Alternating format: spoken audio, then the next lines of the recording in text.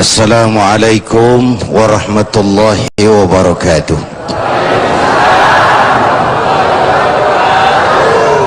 Para ulama, para habaib, bapak ibu dan pemirsa TV One yang saya cintai,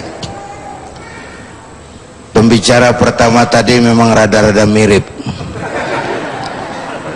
Ya, namanya tetangga, tentu ada kemiripan-kemiripan. Saudara-saudara, kali ini TV One memperingati Maulid bersama kita, memperingati lahirnya seorang pemimpin besar, yang besarnya bukan karena pangkat dan jabatan, besarnya bukan karena dibesar-besarkan, besarnya bukan karena membangun pencitraan lalu berusaha setengah mati mencapai kebesaran itu.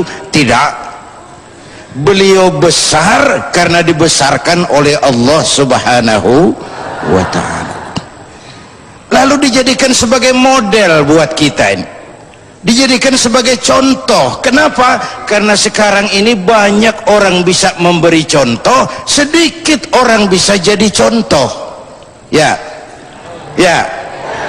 apaan?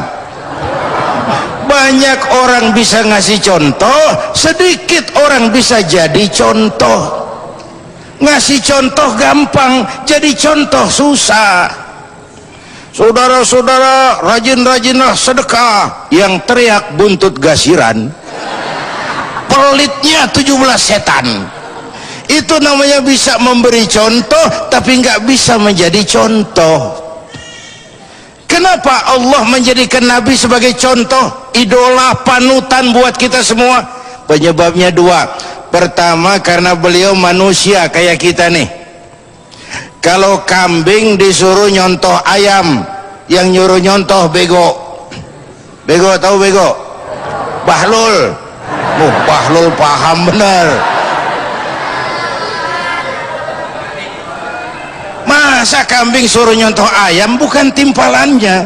Kambing nyontoh kambing, ayam nyontoh manusia, nyontoh manusia. Maka Nabi kita manusia, bukan malaikat, bukan jin, bukan Superman. Beliau nggak terbang. Karena manusia bisa jadi contoh orang, disuruh nyontoh orang. Itu baru perintah yang bijaksana. Jelas? Jelas?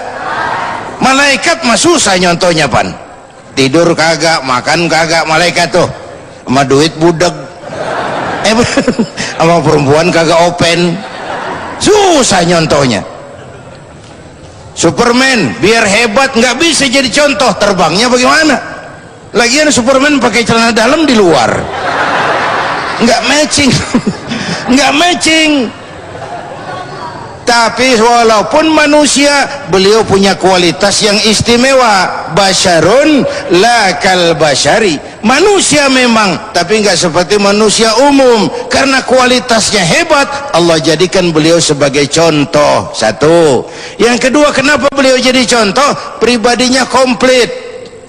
Sebuah contoh harus bisa dilihat dari semua aspek kehidupan. Saya pengusaha, Pak. Nabi dagang, Bang. Saya jenderal, Pak. Nabi mimpin tentara di medan perang, Om. Saya diplomat, Nabi politisi ulung. Saya guru, Nabi ngajar. Saya mubalik, Nabi dakwah. Saya kepala rumah tangga, Nabi punya anak bini. Ayo, lempengan mana dah, ngomong. Ini sosok yang komplit. Sosok yang komplit. Dan kata Imam Busairi, kehebatan Rasulullah itu di semua segi. Semua segi. Rasulullah itu lagi duduk hebat, lagi jalan hebat, lagi diri hebat, lagi tidur hebat, di depan anak-anak hebat, di mata musuhnya hebat, di medan perang hebat, di pasar hebat, di mata istrinya hebat, di mana-mana hebat. Kalau kita hebatnya cuma setempat. Di kantor hebat, sekantor orang diomelin. Di kantor, pulang ke rumah dikeplak sama bininya, diam aja enggak. Di depan bininya dia enggak hebat. Ini baginda Nabi hebat di mana-mana. Pantas sosok seperti beliau dijadikan model oleh Allah untuk panutan kita semua. Nah, apa yang mau kita ambil sebagai contoh? 3 aja deh, mudah-mudahan ada manfaatnya. Pertama, akhlak, ini yang jadi tema kita. Membangun akhlak dengan akhlak, ini luar biasa. Akhlaknya dipuji oleh Allah, wa innaka la'ala khuluqin. Allah yang puji. Apa artinya pujian kita? Engkau benar-benar di atas budi pekerti yang luhur, membangun akhlak dengan akhlak. Dari mana nilai akhlak ini berangkat? Dari akhlak kepada Allah yang disampaikan oleh Ananda Fikri tadi. Iman. Bagaimana cara berakhlak kepada Allah? Caranya 2. Pertama, jangan menyekutukannya dengan sesuatu pun. Yang kedua, jangan menyembah kecuali hanya kepadanya. Itu cara berakhlak kepada Allah. Jangan menyekutukannya dengan sesuatu pun. Saya bersaksi tidak Tuhan selain Allah. Saya bersaksi Nabi Muhammad utusan Allah, Nabi terakhir. Tidak ada Nabi sesudah Nabi Muhammad. Harga mati, titik.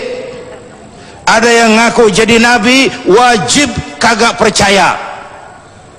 Wajib enggak percaya. Biar sorbannya kayak Batman, ngaku jadi Nabi, wajib enggak percaya. Yang kedua, jangan menyembah kecuali hanya kepadanya. Ini akhlak kepada Allah. Saya tidak akan pernah takut kecuali hanya kepada Allah. Saya tidak akan melarikan persoalan kecuali hanya kepada Allah. Saya tidak akan pernah menyembah kecuali hanya kepada Allah. Akhlak kita kepada Allah Subhanahu. Ayo ngobrol, ibu dah yang gampangan nyaut ya. Bu, bu. Ibu hamba Allah bukan? Hamba Allah. Kata siapa? Kata saya. Kalau kata saya kan namanya kan ngaku. Ngaku itu boleh dan murah. Apa diakuin itu yang kita belum tahu. Ya, enggak otomatis kalau kita bilang saya hambamu ya Allah, lalu Allah jawab iya ya. Enggak otomatis. Karena banyak orang mulutnya bilang saya hamba Allah, perbuatannya bilang dia hamba dunia. Enggak sesuai ucapan dengan perbuatan.